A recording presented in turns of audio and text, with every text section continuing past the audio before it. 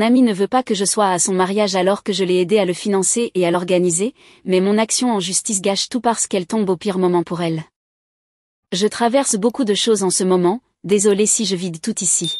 Il y a un mois, j'ai reçu un appel de mon amie d'enfance, Emma. On allait à l'école ensemble, elle habitait à 2 rues de chez moi. Jusqu'au lycée, on était inséparables. Le genre d'amis que toute la famille connaît. Mais ensuite, sa famille a déménagé dans un autre quartier, et on s'est un peu éloigné. On est resté connectés via les réseaux sociaux, et on se voyait au moins une fois par an, vous savez comment la vie peut être prenante. Mais on était toujours amis. Pas du genre à se parler tous les jours, mais à savoir que l'autre est là en cas de besoin. Emma avait une grande nouvelle, elle allait se marier. La dernière fois qu'on s'était vus, il y a 1 an, elle parlait de son copain, mais le mariage n'était pas encore d'actualité. Quand j'ai appris la nouvelle, j'étais sincèrement heureuse pour elle. Les amis d'enfance occupent une place particulière dans le cœur. Je pensais qu'elle m'appelait pour m'inviter, mais en fait, elle voulait que je participe aux préparatifs du mariage. J'ai vu ça comme une occasion de renforcer notre lien. Je veux dire, qui ne voudrait pas voir sa meilleure amie d'enfance descendre l'allée? Emma m'a dit qu'elle était débordée et qu'elle avait trop de choses à gérer, et elle m'a demandé de l'aider. Je n'ai pas hésité une seconde. Je me suis investie comme si c'était mon seul objectif dans la vie. J'étais prête à aller avec elle choisir sa robe, l'aider avec les arrangements floraux, et tout ce qui touche à l'organisation d'un mariage. Au début, c'était amusant. Elle me consultait pour les designs et autres choix avant de valider quoi que ce soit. Elle me faisait me sentir spéciale. Mais ensuite, les choses ont commencé à devenir étranges. Elle a commencé à me demander de l'argent, pour presque tout. La première fois, c'était quand on est allé acheter ses chaussures. Elle a choisi de magnifiques chaussures de mariée, à la caisse, elle a lancé « Oh non, je n'ai plus de liquide, tu peux avancer ?» J'ai sauté sur l'occasion pour l'aider sans réfléchir. Je me suis dit qu'elle me rembourserait plus tard. Quelques jours sont passés, mais elle ne m'a rien rendu. Je me suis dit qu'elle avait peut-être oublié, mais qu'elle finirait par me rembourser. Puis elle m'a demandé de l'accompagner à un essayage de robe.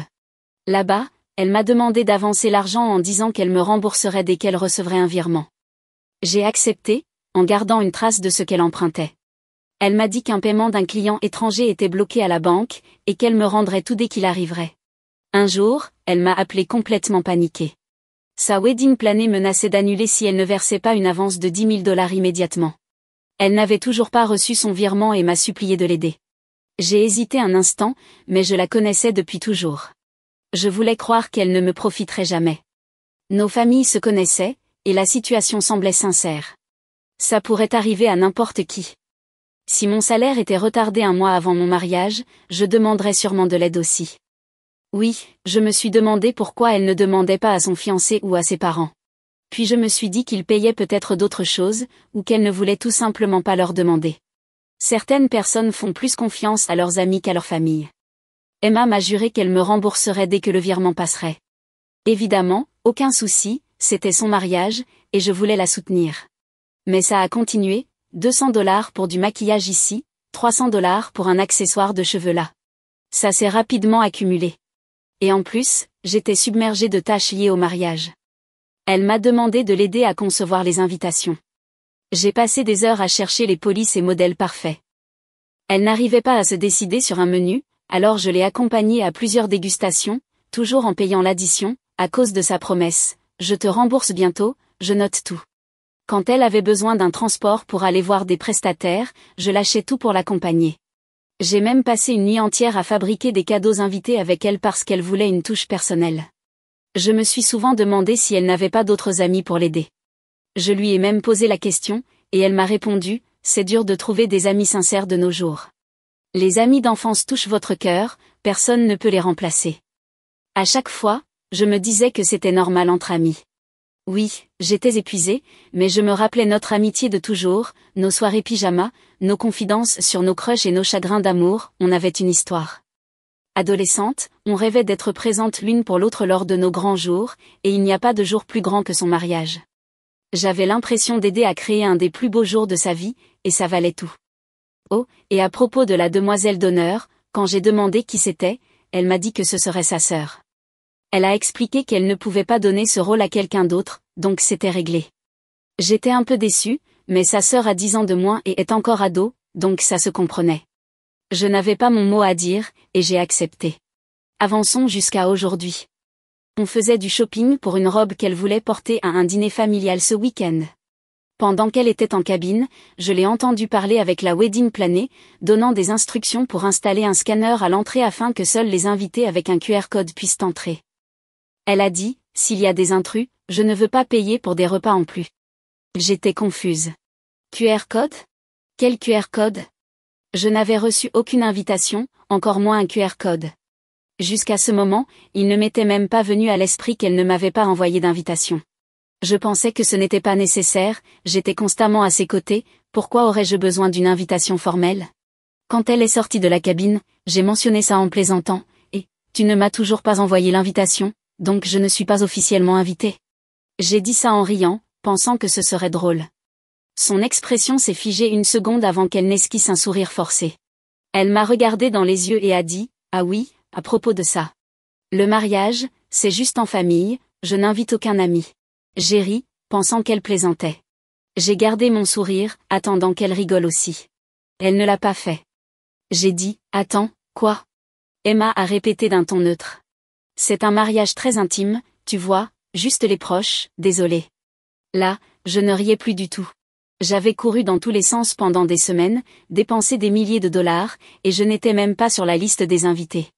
Je l'ai regardée, abasourdie. J'avais tout donné pour elle, et je ne valais même pas une invitation.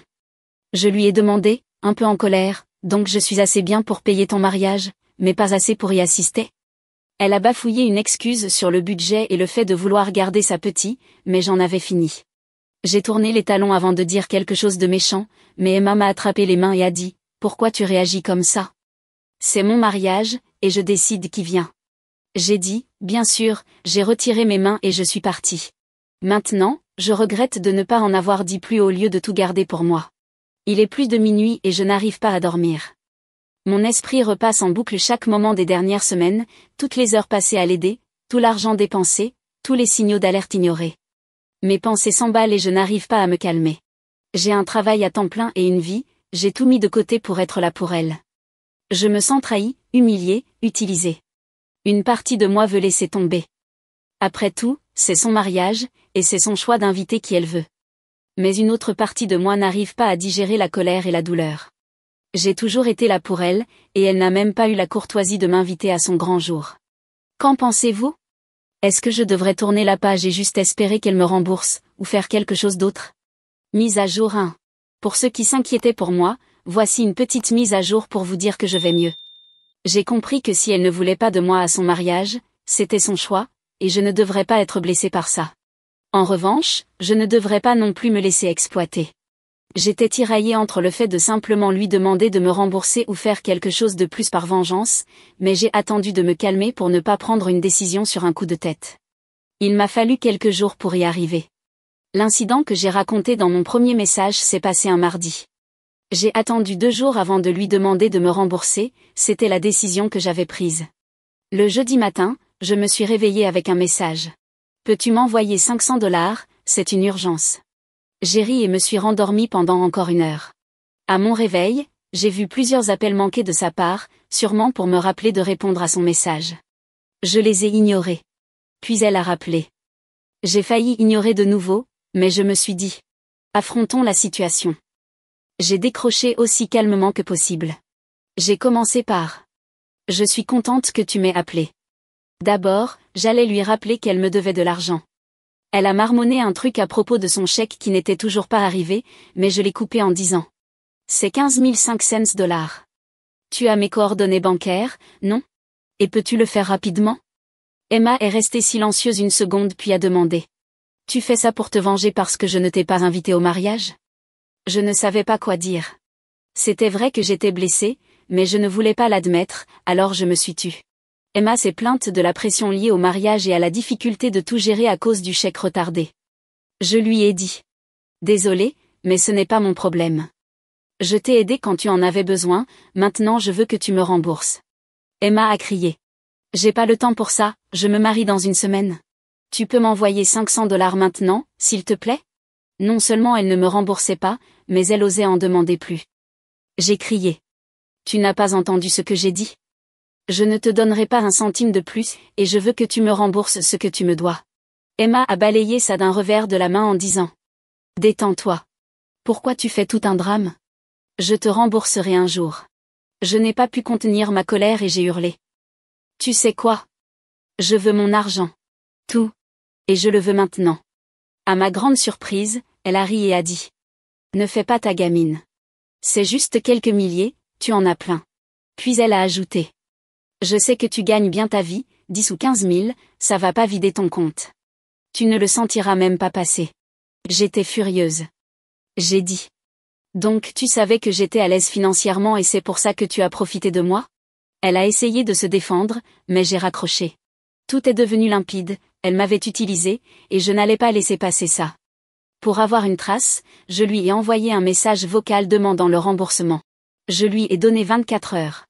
Par chance, elle m'a répondu avec un autre message vocal. J'ai pas le temps pour ça. Passe à autre chose. Je te rembourserai quand je pourrai. Très bien. J'ai rassemblé mes relevés bancaires, les détails de la dette, les reçus et son message vocal et j'ai décidé de la poursuivre en justice. Jamais je n'aurais cru en arriver là, mais elle ne m'a laissé aucun choix. Son attitude prouvait clairement qu'elle n'avait aucune intention de me rembourser. Moi, je voulais juste récupérer mon argent, mais elle a joué avec le feu, et maintenant, elle se brûle avec le procès. La fiancée de mon frère est avocate, et aussi une bonne amie. Je l'ai contactée tout de suite, et elle a commencé à rédiger les documents. La signification officielle est prévue pour demain, dimanche, le jour de son dîner de famille. Je ne voulais pas gâcher la soirée, mais si ça arrive, je m'en fiche maintenant. Puisque j'ai commencé à raconter cette histoire ici, je vous tiendrai au courant. Mise à jour 2. Oh, c'était un désastre total. La signification du document a eu lieu juste avant le dîner de famille. Et quand je dis « juste avant », c'est littéralement pendant qu'elle sirotait du vin avec ses futurs beaux-parents. J'ai payé un supplément pour que ça soit livré en main propre par l'assistante de mon avocate, et le meilleur? J'y suis allée moi-même pour voir sa tête au moment où elle le recevrait. Elle a dû penser que c'était une livraison de dernière minute ou un cadeau. Mais non, surprise. C'était l'heure de régler ses dettes, au sens propre. Dès qu'elle m'a vue avec un homme en costume tenant une pile de papier, son visage a blêmi. Elle a fermé la porte derrière elle et est sortie pour demander ce que c'était. L'huissier lui a tendu les papiers. Son visage est devenu livide en les lisant. Elle était tellement paniquée que ses parents ont dû intervenir. Curieuse de voir ce qui causait tout ce remue-ménage, je suis restée silencieuse. Ils ont demandé ce qui se passait, et j'ai simplement pointé les documents. Sa mère s'est mise à crier, demandant pourquoi elle était poursuivie en justice à quelques jours du mariage. Son père a calmé tout le monde et nous a emmenés sur le perron pour parler. L'huissier a obtenu sa signature et est parti. Son fiancé est aussi sorti pour comprendre, mais son père lui a dit que c'était juste des documents bancaires. Moi, j'ai dit la vérité, qu'elle me devait de l'argent et n'avait aucune intention de me rembourser. Son père était furieux que je lui serve des papiers juridiques pour ce qu'il appelait une petite somme. Jusqu'à ce qu'il apprenne le montant réel, 15 500 $, pas si petit. Le monsieur a failli faire une crise sur le coup. Il n'arrêtait pas de répéter. Tu lui dois 15 000 $? Tandis qu'Emma marmonnait des excuses à propos de son chèque retardé et que ce n'était pas si grave. Son père a crié que si, c'était grave, pas seulement pour elle, mais pour eux aussi. Ils ont essayé de me convaincre d'abandonner la plainte et d'attendre après le mariage, mais j'ai été claire, 24 heures. Alors que le drame continuait de se déployer, certaines de ses tantes et oncles sont sortis pour voir ce qui se passait. Même si ses parents tentaient de faire bonne figure avec le sourire, je suis certaine que certains membres de la famille avaient entendu assez, à en juger par les sourcils levés. J'étais choquée de voir qu'il y avait plus de 15 personnes à ce dîner familial. Clairement, elle avait menti en disant que le mariage serait « intime ». Au début, nous n'étions que 4 à discuter de tout ça, mais 2 de ses tantes et un oncle se sont joints à nous. L'un d'eux a demandé qui j'étais, pourquoi elle me devait autant d'argent, et pourquoi diable elle ne m'avait pas simplement remboursé. J'ai même entendu quelqu'un murmurer, est-ce qu'elle a utilisé son ami pour financer tout le mariage? Je peux vous dire que ça n'a pas du tout plu à ses parents. C'était le chaos total, pour dire les choses simplement. Mon plan était juste de remettre les papiers et de partir, mais avec tout ce qui se passait, qui aurait voulu rater ça? C'était digne d'un spectacle avec du pop-corn. Je voyais ses beaux-parents et son fiancé nous observer depuis la fenêtre, et au bout d'un moment, il est sorti furieux et a demandé ce qu'il se passait. Quand ils lui ont expliqué, sa réaction a été intéressante. Il a demandé directement à Emma, Pourquoi tu ne l'as pas juste invitée au mariage si elle t'a autant aidé? Et vous savez ce qu'elle a répondu? Je ne pensais pas que c'était si important.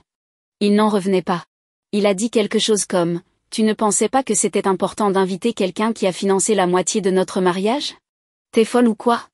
À ce moment-là, ses parents sont à nouveau intervenus. Eux aussi avaient contribué aux frais du mariage, et ils ont commencé à se demander où était passé tout leur argent. C'était le chaos complet. L'ambiance au dîner était tendue, mais je n'étais pas pressée de partir, je voulais voir jusqu'où ça irait. Je leur ai dit, je préférerais que vous régliez ça entre vous, mais je veux mon argent dans les 24 heures. Sa mère m'a prise à part et m'a supplié, on te connaît depuis que tu es toute petite, tu ne pourrais pas faire un effort pour ton ami? S'il te plaît, pour nous, attends après le mariage.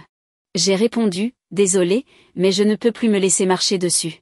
Puis son père a dit, tu ne vas nulle part, tu assisteras aussi au mariage, tu es comme une fille pour nous. Il essayait de me flatter, mais je n'ai pas marché. J'ai dit, je ne veux pas aller à ce mariage, surtout si c'est seulement parce que j'ai engagé une procédure légale. Finalement, je suis partie parce que plus rien ne bougeait, ils essayaient juste de me faire changer d'avis. Plus tard, j'ai appris qu'après mon départ, ses parents et son fiancé l'avaient convoqué pour un débriefing complet sur les dépenses du mariage. Il s'est avéré qu'elle avait complètement explosé le budget. Elle avait dépensé une fortune pour des compositions florales sur mesure, des options haut de gamme pour le traiteur, et même un quatuor à cordes en live pour la cérémonie. Les 10 000 $ que je lui avais donnés? Eh bien, ils sont allés directement dans des soi-disant « frais d'urgence » pour la wedding planée, qui n'étaient pas des urgences du tout, juste des caprices de dernière minute. Le mariage était loin d'être modeste. Elle ne m'avait pas invité parce qu'elle pensait qu'on n'était pas si proche ou que ce n'était pas si grave.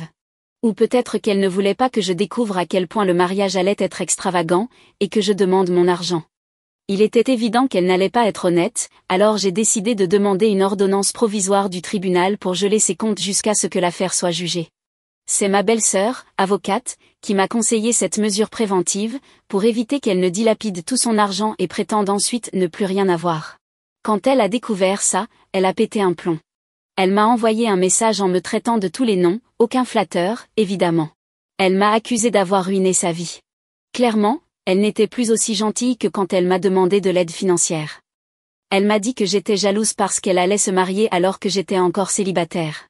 De leur côté, ses parents ont essayé de me culpabiliser, en disant « Comment peux-tu faire ça à ton amie d'enfance ?» Et j'ai répondu « Comment a-t-elle pu faire ça à son amie d'enfance ?» Ils m'ont demandé de retirer les charges. Son père a même appelé mon avocate pour proposer un arrangement à l'amiable. Il a insisté pour qu'on fixe une réunion dès le lendemain. Ses parents l'ont accompagnée, et elle était furieuse quand elle m'a vue. Tous les points ont été discutés, et ses parents étaient scandalisés. Ils lui ont dit qu'elle devait immédiatement réduire le budget du mariage. Emma était hors d'elle et a protesté, disant que c'était son mariage de rêve et qu'elle n'allait rien sacrifier. Mais son père a tenu bon et a dit, « Tu ne vas pas ruiner ta famille pour une fête. » Emma a complètement craqué. Elle a hurlé que son jour était gâché et m'a tout reproché. Mais ces crises n'ont rien changé. Ils ont dû me rembourser jusqu'au dernier centime, et payer aussi une amende pour harcèlement. Plus tard, j'ai vu sur son Instagram qu'ils avaient annulé le quatuor à cordes, réduit le budget du traiteur, et même raccourci la liste des invités. Le meilleur? Emma portait une autre robe que celle qu'elle avait initialement achetée.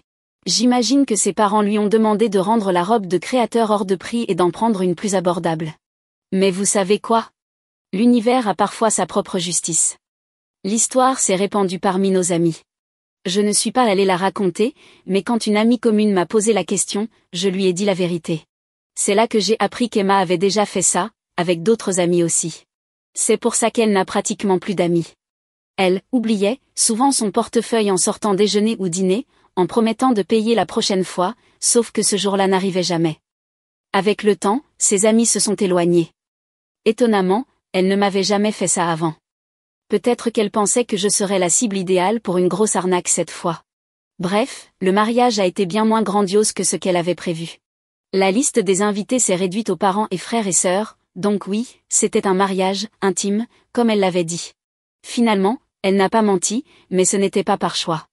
Certains services ont été annulés, et la décoration, la nourriture, tout était minimal. Emma et ses parents ont dû vider leur compte pour payer les prestataires. Je suis certaine que ça a été dur pour elle de voir autant de visages fermés le jour de son mariage. Je ne vais pas mentir, c'était satisfaisant de savoir qu'elle ne pouvait pas juste piétiner mes limites sans en subir les conséquences. Mise à jour 3. Cela fait plus d'1 an que je n'ai rien posté sur ce subreddit, mais je pense que ce qui s'est passé récemment mérite un retour, même si ce n'est que pour une dernière fois. Il s'agit de mon ex-ami d'enfance et de son mariage, alors j'espère que vous resterez pour lire jusqu'au bout. Pour vous donner des nouvelles d'Emma après le mariage, je dois vous dire qu'elle est bien partie en lune de miel, même si ce n'était pas dans la destination de rêve qu'elle avait imaginée. À l'époque où je l'aidais encore dans l'organisation, elle parlait sans cesse de passer 2 semaines à Hawaï dans une maison au bord de la mer. Si vous pensez que ça sonne cher, c'est parce que ça l'était. Et elle espérait probablement que je financerais ce voyage à un moment donné. Mais grâce à mon action en justice, ce plan a été annulé, et elle a dû passer au plan B. Honnêtement, je ne pense même pas que la lune de miel qu'elle a eue était son deuxième choix, plutôt son plan Z. Ou alors il nous faut carrément inventer de nouvelles lettres pour décrire à quel point c'était loin de ses plans d'origine. C'était tellement mauvais qu'elle n'a même pas posté une seule photo sur Instagram, mais j'ai quand même réussi à avoir les détails. Apparemment, elle a logé chez une tante dans l'Ohio. Et non, ce n'était pas une maison de rêve, juste une maison ordinaire avec une pelouse en mauvais état. Voilà à quoi ressemblait ça, lune de miel luxueuse. Au moins maintenant, elle a une chance que, si elle se marie de nouveau un jour, elle puisse avoir le mariage de ses rêves, parce qu'elle est en plein divorce. On pourrait dire que le mariage a duré quelques mois, ce qui, pour être honnête, est plus long que ce que moi et beaucoup de commentateurs ici avions prédit. Personnellement, je ne comprends même pas comment elle a réussi à se marier, vu tous les drapeaux rouges que son fiancé a ignorés.